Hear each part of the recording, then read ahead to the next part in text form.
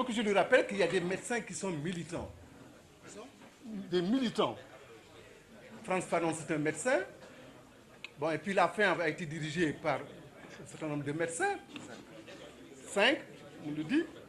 Et aussi, il y a des médecins qui sont des militants de l'ombre. Peut-être même des héros de l'ombre. Bon, et moi, je fais partie de ceux-là. Bon, Diallo Diop est bien connu, peut-être que moi. Mais ce que je peux dire, pour les événements de mai 68, je suis un acteur. Bakhtiari m'a cité dans son livre, en même temps que le professeur Ismaël Diagne. Et ce que je peux dire, que les événements de mai 68 à Dakar doivent être inscrits en lettres d'or dans les livres d'histoire du Sénégal indépendant. Et ce mercredi peut être comparé au Talatender quand les honorables femmes du Waalo se sont sacrifiées par le feu, évitant ainsi d'être des captives des envahisseurs étrangers. Je passe rapidement sur certains détails de la journée du 29. Je peux dire que le combat était inégal et pouvait être comparé à celui de David et Goliath. Alors, vu la rage avec laquelle et la violence que les forces de l'ordre, que moi j'appelle par dérision les forces du désordre, ont attaqué la cité universitaire, enfin le campus pédagogique, on sentait que vraiment c'était des gens, on avait l'impression que c'était des drogués, qui étaient venus pour casser de l'étudiant. Alors qu'ils comparaient non pas à des adversaires ou enfin de jeunes qui revendiquaient, certaines revendications qui étaient bien fondées, mais comme des ennemis, et puis ils leur font la guerre. Et puis ils sont venus saccager la cité universitaire, les portes défoncées. Ils ont jeté les livres, les cahiers par-ci, par-là.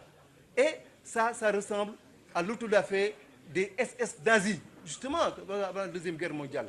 Alors tout ça, il fallait le dire. Et puis bon, le combat, c'est ça, vers 13h. Bon, je passe sur les détails. Nous avons été au camp Mangin et puis au camp Archinard à Ouakam. Et ce que je peux dire, il y avait, enfin peut-être là aussi une précision, c'est que, bon, je crois que Moussa Khan en a fait allusion. Je crois que j'explique qui d'autre là. Mais le PAI était quand même derrière. Le PAI, parce que moi je suis venu au lycée, à la cité, à l'université en 1980, octobre 84, 64, pour m'inscrire à la faculté des sciences, parce qu'en ce moment-là, il y avait une réforme en France qui faisait de la médecine quelque chose de très scientifique, et j'étais inscrit au certificat préparatoire aux études médicales, qui était aussi dur que les classes préparatoires. Bon, et puis, bon, j'ai réussi brillamment, et le seul Sénégalais a réussi brillamment à l'écrit, à l'oral et puis au TP. Bon, et je militais, et en ce moment-là, donc, je me rappelle, Samba Thiam, enfin il n'est pas là, bon, il est bien connu, il était du PAI, et on avait nos cellules clandestines, enfin, à la cité universitaire, on se réunissait. Et en 1966, bon, le mouvement étudiant a été décapité, on en a parlé, l'UGAO, l'UGS, etc., etc. Bon, et puis on était désorientés, les jeunes étudiants. Et à l'occasion d'une réunion de cellules, Samba Thiam a dit qu'il faut qu'on essaie de redynamiser, de créer quelque chose. Et c'était à la veille d'un ramadan, du mois de ramadan, il s'est rappelé dans les années 50 une association qui existait, qui était nommée AMED, Association musulmane des étudiants de Dakar. Et il fallait ressusciter ce mouvement. Moi, j'étais pratiquant, je n'étais pas marxiste pur et dur, athée, non, pas du tout. Mais il y en avait aussi d'autres qui étaient marxistes pur et dur et athées, mais enfin, qui sont venus dans ce mouvement, etc. Mais tout simplement pour organiser quelque chose. Et c'est ainsi que ce mouvement, etc., etc. En 1966, quand il y avait la chute de Kourouma, avant on se réunissait, comment faire pour, etc. Et on a profité de la chute de Kourouma. Et c'est le PAI, le MPAI, dans ces cellules comme ça, qu'il faut qu'on organise une réunion, etc. Dans le, bon, ainsi de suite. Et voilà cette réunion, et puis ce qui s'est passé, la petite manifestation matée, etc. Et puis voilà, tout le monde, etc., dans l'ensemble, les étudiants ont suivi, etc., etc. C'est ça le 1966. 1968, c'était le prolongement. Pour parler peut-être comme des mathématiciens ou des statisticiens, les événements là, c'est comme une courbe de Gauss avec un clocher au sommet. Et donc, 68, c'est le sommet. Bon, mais donc il y a des prémices pour parler pour des problèmes qu'on parlait pour un médecin et des suites, etc., qui sont prolongées peut-être jusque dans les années 73. Donc c'est ainsi que j'ai continué mon militantisme et même quand on était au camp Archinard, nous, les militants PAI, étudiants, nous avons essayé les forces les militaires, etc., de discuter avec eux. On commençait à sympathiser. hein, et c'était d'autres tactiques.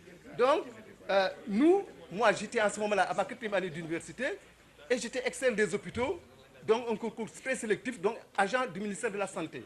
Et je gagnais 40 000 francs. 40 000 francs, donc ce n'était pas le cadre de bourse qu'on m'a enlevé qui a fait que j'étais militant.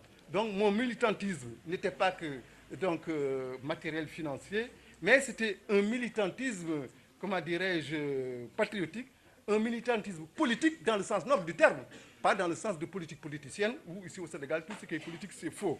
Mais comme Senghor disait, enfin, la politique, c'est l'art de diriger la cité. Et si on dit diriger, c'est bien diriger la cité. Ce n'était pas dans sa poche le népotisme ou autre. C'est diriger.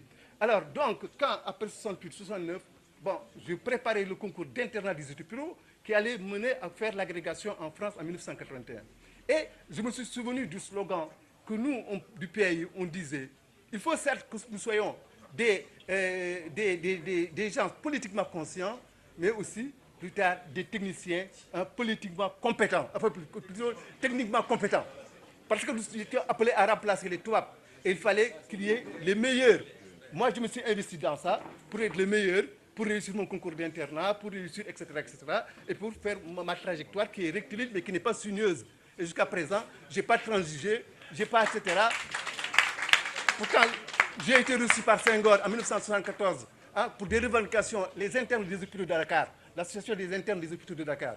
Abdou Diouf aussi, etc., qui a beaucoup d'estime pour moi, etc. Abdoulaye Wade, en 2010, m'a décoré, mais c'était à la suite de mon travail, félicité par l'inspection d'État, et travaillé dans des conditions extrêmement difficiles à l'hôpital. Et j'ai formé, tout récemment, il n'y a même pas un mois, le congrès de la société sénégalaise d'ophtalmologie, et puis des Africains, tout ça sont mes élèves, et qui sont professeurs dans tout. Voilà, voilà, c'est comme ça que je me suis inscrit dans ma politique, moi à moi, voilà, pour arriver où je suis et pour pouvoir témoigner aujourd'hui. Et pour les élections les dernières élections, j'ai fait un témoignage dans la presse, une lettre ouverte aux acteurs de la vie politique. Et là aussi, je vous convie à le lire. Et donc, depuis 1966, j'écris. Et mon premier article dans Jeune Afrique, c'est l'enseignement au Sénégal, que j'avais terminé par priorité non prioritaire, et Jeune Afrique a titré par priorité non prioritaire, là, le 11 septembre 1966. Et j'ai retrouvé ça tout récemment à Paris, il y a moins d'un mois. Et puis, bon, d'autres articles, attention à l'amalgame et la dérive, réflexion de 68 heures, paru en juillet 1996 dans le Cafard. Et puis également, sur la santé, bon, sur l'hôpital Dantec, un livre, La Grande Librairie nationale, l'Islam et le monde moderne. Et actuellement, il y a un rapport aussi, des documents que j'ai donnés au comité d'organisation et à d'autres, un rapport du comité de lecture d'un recueil de poèmes engagés que j'ai rédigé, ce recueil qui va paraître prochainement, et que je vais appeler peut-être trajectoire d'un militant, d'un médecin militant.